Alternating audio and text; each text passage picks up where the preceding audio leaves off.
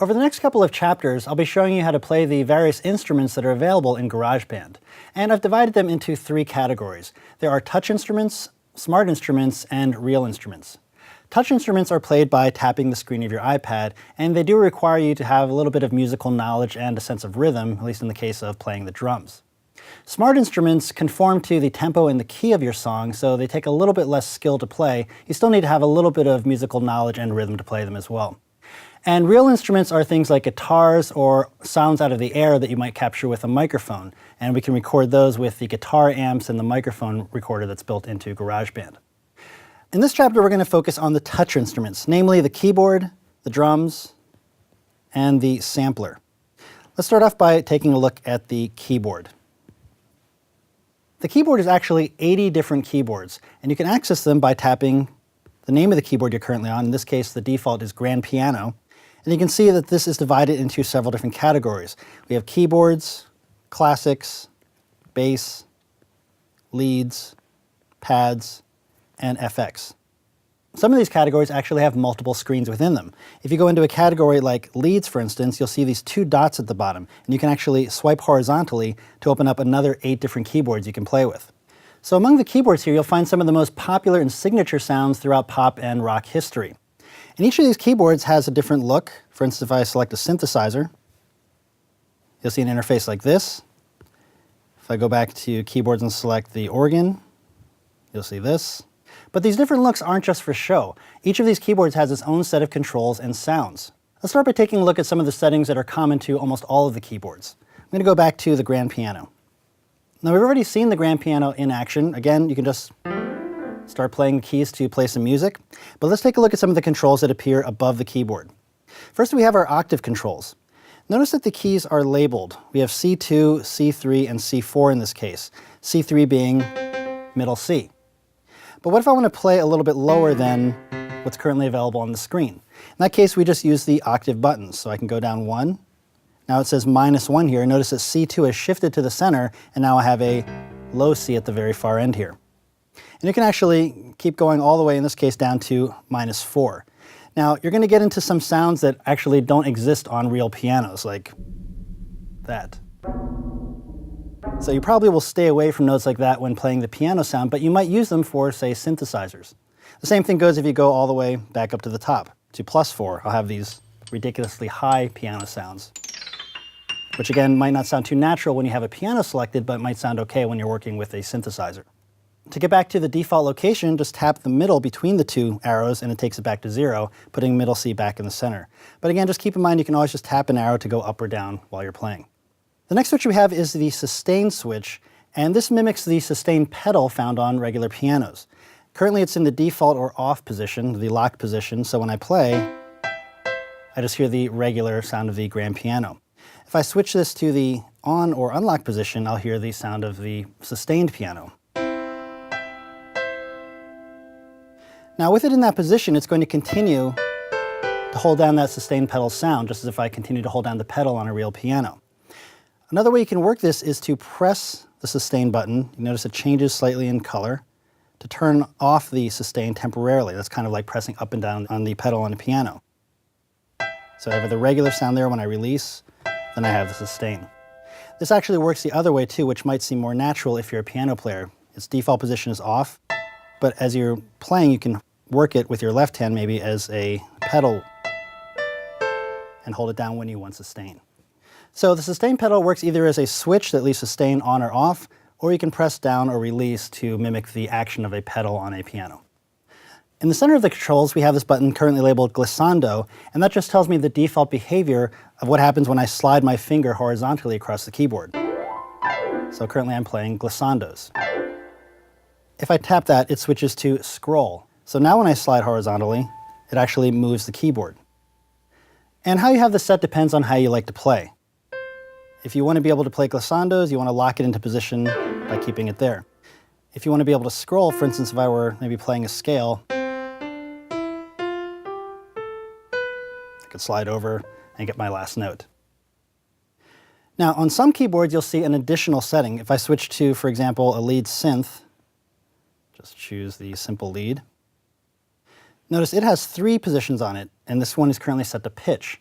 This allows me to slide my finger across the keys and play with the pitch. So horizontally, I'm playing with the pitch. If I move vertically, I start playing with the tremolo. But I can also tap that center button again to get glissando, or switch it to scroll. Of course, if you are working with the default pianos or organs, you're not going to have the pitch control. That'll only show up for certain synthesizers. Next, we have the scale button. This modifies the keyboard to only play notes within a scale that you select. This can be useful if you're not an experienced keyboard player and you want to make sure the notes you play fit into the scale of the song. For example, if I start by selecting major, I'll only hear the major notes, in this case, C major. Or I could switch to, say, the major blues scale. This could also be really useful for just soloing, because all the notes you play fit into that scale. You can just sort of move your finger around and pick some notes, and they'll probably fit in with the song that you're playing. In this case, though, I'll just switch that off so I have all the keys available to me again. Now, as a reminder, GarageBand's working in the key that I set for the overall song. And again, that's found under the settings, here under key, and I currently have the default C major key selected. So be sure you have your key selected before you start playing around with the different scales. Next, we have the arpeggiator, and as its name might suggest, it plays automatic arpeggios for you. Basically, an arpeggio is, instead of playing all the notes in a chord at once, you just play them one at a time in succession. So that's a basic arpeggio. What the arpeggiator does is play those sorts of things for you automatically. If I turn that to on, I can choose things like the note order, the note rate, and the octave range. So if I play middle C right now, what I'm hearing are octaves. Now the octave range sets how many octaves I hear. Currently I'm hearing 2 octaves. So that's the same as if I had the arpeggiator off and I just did this. But it's basically playing it in much better rhythm than I can. Let me turn that back on. We can set that up to as far as 4 octave ranges. And you can also choose the note order. We can choose to go from low to high, high to low. We can go up and down. You can have it done randomly. And the as played setting is useful if you're holding down more than one key at a time. It'll play the notes in the order that you press them. So that's the arpeggiator. It's really good for keeping a solid rhythm going, maybe with just one hand, that might be more difficult to play, especially on the iPad screen like this. Now we also have the note rate. By default it's playing 16th notes. If I wanted something a little less frenetic, I might change it to 8th notes. And you can choose all the different types of note rates here. And so on. I'll just leave that off again for now. And the final button here on the right are the keyboard settings. And there are a couple different things you can set in here. First of all, I can see I have the single row of keys selected. I can change that to having 2 rows of keys if I want to have more keys available to me. So you can see I have middle C here, and I have the higher keys up here on the second row of keys. Personally, I find it kind of difficult to play it like this anyway, so I usually prefer just having 1 row of keys. Now, if you're playing a relatively simple melody and you're having trouble hitting the keys, you can make the keys fatter, so they're easier to hit, but that also gives you fewer keys to play. We can also make the keys really thin, so we have more keys to play, but again, I find it very difficult to be accurate with the keys this narrow. So let's switch it back to the default. Also found here under the keyboard settings are the velocity controls. Velocity is the term for how hard you're hitting the keys. Now, because the iPad is just basically a flat slab, there's no actual keys to press. So unlike a traditional keyboard or even a MIDI keyboard, there's nothing in there to sense how hard you're hitting a physical key. Instead, the iPad uses its internal velocity sensor, and it can tell just by how much it shakes how hard you're hitting the keys. So I can play lightly, or I can tap harder for a louder note. Now, if you want a little bit more control over the velocity, you can turn the velocity controls on. That puts this slider bar here on the left-hand side. So this slider allows you to control the minimum and maximum velocity sensitivity of the iPad. Right now it's at its default state, but if I wanted the highest velocity, I can just move this slider all the way to the top, so both of them are right here at the top. That's going to give me the loudest sound, regardless of how lightly I'm tapping on the keyboard. Or I could drag them both down, and it's going to give me the quietest sound no matter how hard I tap on the keyboard. But of course, if I want it somewhere in the middle, I can just use 2 fingers and spread both of those out so it's got the widest dynamic range. So you can choose to have that velocity slider on or off using these keyboard controls. If you adjust the velocity a lot, you'll probably want it on. Now the last setting in here is key controls. And this basically determines whether this button in the middle appears here. So if I were to turn that off, you can see it disappears. So if, for instance, you always want a horizontal sliding motion to produce a glissando rather than sliding the keyboard around, you can just set it to glissando, turn it off, and that way you don't have to worry about it anymore. You won't accidentally bump that button. It'll always be glissando when I drag my finger across the keys. But of course, you can always come back in here and turn it back on if you want to switch it to the other behaviors. All right, so those are the controls you'll find in common for pretty much all of the keyboards.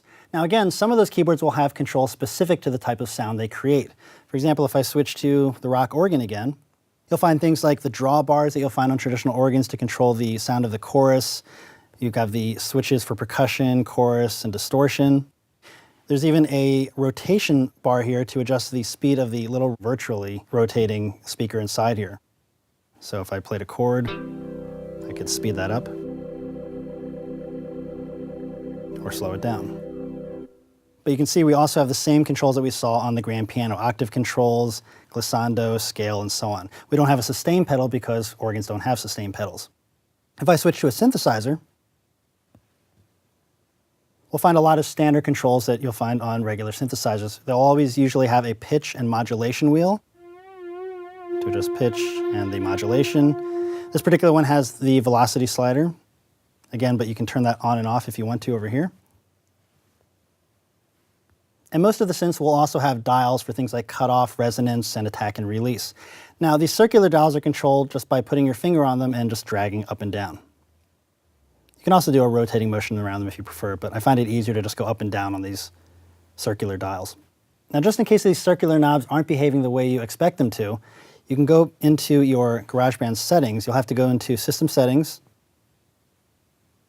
find GarageBand, and here you can choose knob gestures. And currently they're set to automatic, but if I tap that, I can choose linear or circular. With automatic set, they'll work both ways. If I tap on a button and start dragging up and down, it'll go up and down. If I tap on a button and start moving around in a circular fashion, it'll work that way as well. But you can lock it into one or the other if you prefer. Now really the key here, especially if you don't have a lot of experience playing with synths or organs, is to just open some up and play around with their settings. Spin some of those dials, play around with the different voices and things like that. There's really no way you can ruin the settings that are on an instrument. If you mess up all the settings to something that just sounds horrible, just pick a different instrument and then go back to the one you were working with, and it'll go back to its default settings. Now on the other hand, if you did create a sound that you really like and you want to make sure you can get it again without having to manually set it each time, tap the name of the instrument and then tap Save. Here you can create a name for the sound you just created. Most awesome. Name it whatever you like. Tap Done. And you'll see this has created a new custom category here among the keyboard categories. So anytime I need to get back to that, I can just go to Custom, select it, and it'll bring up the sounds that I've programmed in. If you change your mind and it's not the great sound you think it was, you can always come back in, tap Edit, and delete it out of there. And then I can just pick one of these standard keyboards again. So those are the settings and options available to you when working with the touch keyboard in GarageBand. Now, if you're going to spend a lot of time playing keys in GarageBand, I highly suggest you pick up a physical keyboard, like a MIDI controller, that you can connect to the iPad. That way you can play actual physical keys rather than having to tap on the screen for an extended period of time. You're going to be much more accurate playing real keys. This particular keyboard connects to my iPad using a USB cable that goes through the Apple Camera Connection Kit, and that just plugs right into the dock connector of the iPad. Just about any MIDI keyboard will work though. Be sure to check out one of the other courses in this series called Inputs, Mics, and MIDI, where I show you a variety of ways to connect keyboards to the iPad and GarageBand.